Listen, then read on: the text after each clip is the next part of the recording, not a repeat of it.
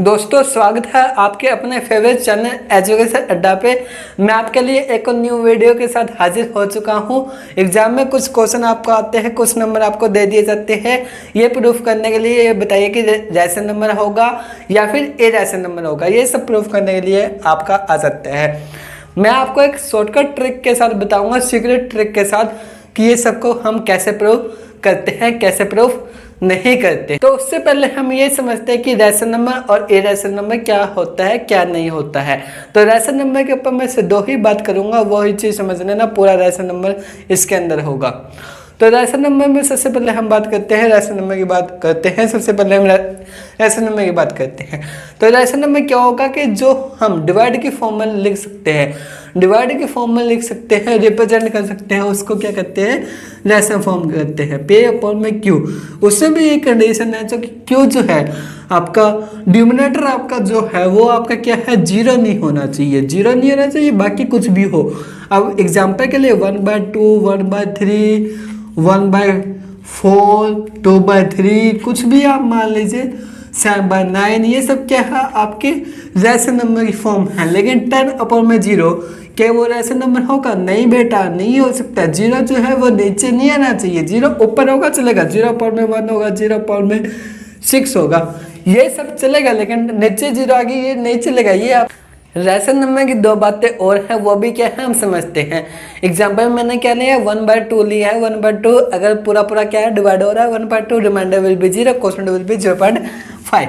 तो आंसर आपका कितना गया, 0.5।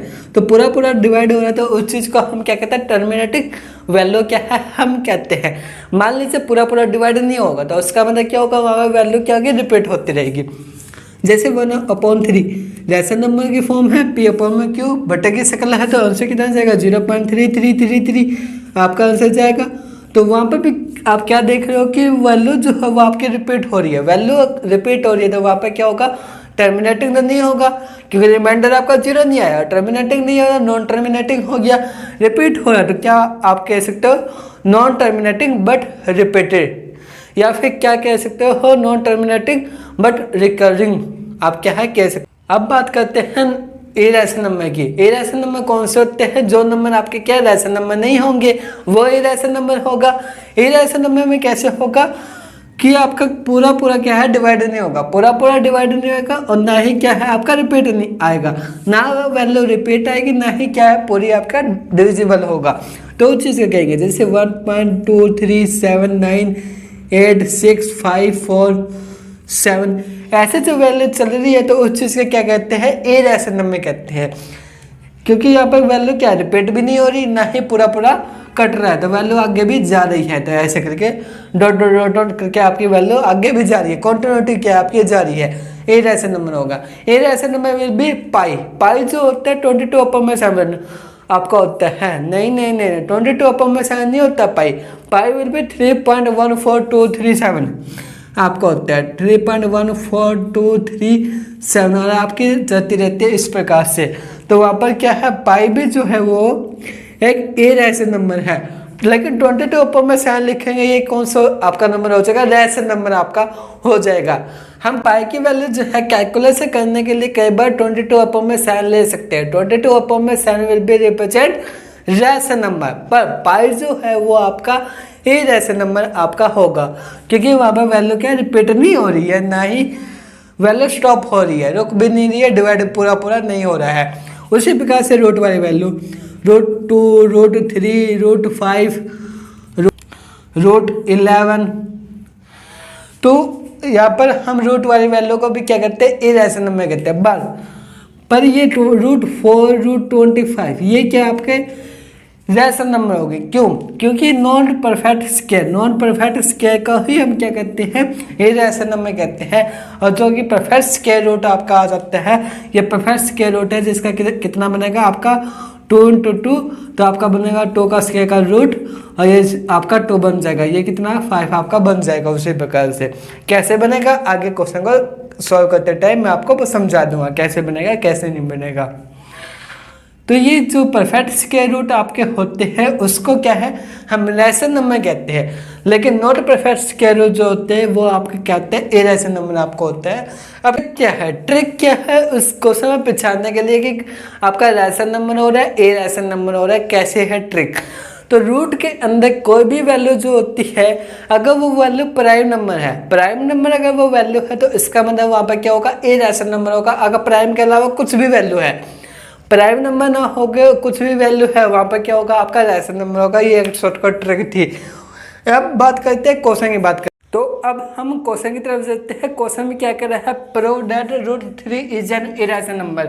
तो आपको रूट जो 3 जो है इरेशनल प्रूफ करना है। तो इस टाइप के क्वेश्चन करने के लिए एक ट्रिक होती है। वो ट्रिक क्या है, आपका जो रूट जो 3 आपको दिया हुआ है, आपने उसे रैशनल नंबर मानना है। फिर रैशनल नंबर मानने बाद जो आपने कहा वो ही बात को क्या है, गलत साबित करना है।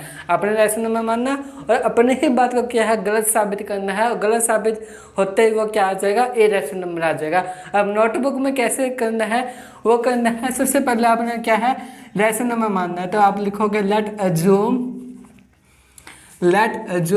Root 3 is a rational number. तो आपने क्या मान लिया, ये क्या रैशनल नंबर है, क्या चीज़ है, रूट 3 जो है आपका रैशनल नंबर है। तो रैशनल नंबर है तो हम इसे बटे की शक्ल में लिख सकते हैं। बटे की शक्ल में लिखने के लिए क्या होगा, p/q फॉर्म, डिवाइड की फॉर्म में। तो हम लिखेंगे now let a/b equal is root 3, बटे की शक्ल में लिख दिया, where a and b are coprime, A and B are coprime, और साथ के साथ बी जो है नॉट इक्वल इज 0। अभी को प्राइम क्या आ गया, वेट सर, अभी को प्राइम क्या आ गया, को प्राइम नहीं समझाया को प्राइम क्या है। मैं आपको एक इजी लैंग्वेज में समझाने की कोशिश करता हूँ। को प्राइम क्या होता है, को प्राइम वो होता है कि जो एक नंबर का जो पेयर होता है उसका कॉमन फैक्टर 1 आए, जिसका विभाजित 1 आए। फॉर एग्जाम्पल हम मान लेते हैं 2 और 3। 2 और 3 एक पेयर है, जो 2 जो है वो अपने ही टेबल में जाता है, 3 जो है वो अपने ही टेबल में जाता है, और अपने टेबल में जाएगा तो उनका कॉमन फैक्टर 1 होगा, जो आपका 2 के टेबल में जाएगा और 3 के टेबल में आपका 1 जाता है। उसी प्रकार से 4 और 9, इसको मैं और सिंप्लीफाई करूँ तो क्या बनेगा, 2 और 3 आपका बनेगा वही चीज़ आपका आ गया। तो 2 अपने ही टेबल में जाएगा, 3 अपने ही टेबल में जाता है। अभी ये मत कह देना कि 4 जो है कंपोजिट नंबर होता है, तो इतना दिमाग नहीं लगाना। अब पेयर की बात करिए मैंने, तो पेयर में आपका कॉमन फैक्टर 1 आए उसे क्या है, को प्राइम कहते हैं। तो प्राइम के अलावा भी कुछ नंबर ऐसे होते हैं जिसको हम क्या कहते हैं, को प्राइम की संख्या में कहते हैं। तो आपने ये समझ लिया कि को प्राइम जो होता है जिसका कॉमन फैक्टर 1 आएगा। मैं इसी बात पे जोर दे रहा, कॉमन फैक्टर 1 आएगा तो इसी से ही आंसर आएगा, इसी से ही आंसर आएगा। अब इक्वेशन ये बनी है रूट 3। अब रूट 3 जो है उसको कैंसिल आउट करेंगे। कैंसिल आउट कैसे करते हैं, स्क्वायरिंग बोथ साइड करके। तो हम क्या कर देंगे, स्क्वायरिंग बोथ साइड करने पे हमें क्या मिलेगा, a/b का स्क्वायर और रूट 3 का स्क्वायर। तो आपका क्या बन जाएगा, a² / b², और यहाँ पे क्या बन जाएगा, स्क्वायर से रूट आपका कैंसिल आउट होता है, ये मत कह देना 3 3 9। तो स्क्वायर से रूट कैंसिल आउट होता है तो आपका बन गया 3। अब जो 3 जो है मैं b के साथ ले लूँ तो मतलब b स्क्वायर जो है वो आपका डिवाइड कर रहा है, और मैं इस पास से लाऊंगा तो बराबर के इस पास से लाऊंगा तो वो आपका क्या हो जाएगा, मल्टीप्लाई आपका हो जाएगा। अब जो ये 3 जो है वो मल्टीप्लाई में है, ए के नीचे लिखूंगा तो वो क्या हो जाएगा, आपका डिवाइड में आ जाएगा, इक्वल की निशान है तो इसलिए। अब यहाँ से आप क्या देख रहे हो कि ए स्क्वायर जो है वो 3 के साथ है, मतलब कि ए स्क्वायर जो है वो आपका डिवाइड कर रहा है 3 के साथ। तो लिखेंगे ए स्क्वायर इज डिविजिबल बाय 3। तो उसी प्रकार से ए भी क्या है आपका डिविजिबल हो जाएगा 3 के साथ। अब ये कैसे होगा, अब उस चीज़ पे समझते हैं ये कैसे होगा कि ए स्क्वायर जो 3 के साथ हो रहा है, लेकिन ए कैसे हुआ।